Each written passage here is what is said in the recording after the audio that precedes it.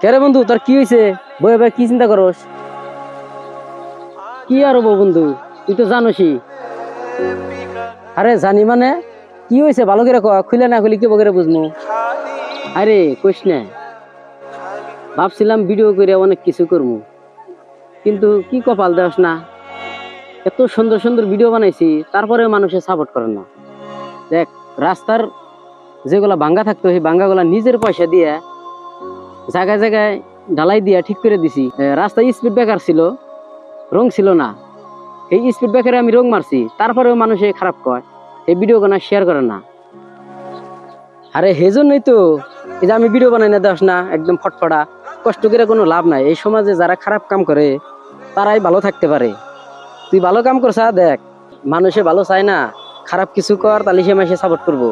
ওই যে তুই দেখছা রাস্তাঘাটের কত কষ্ট করে ভাঙ্গা গোনা ঠিক করে দিছা, মাসে কিন্তু চলতেছে, তোর কিন্তু এক টাকাও দা নাই।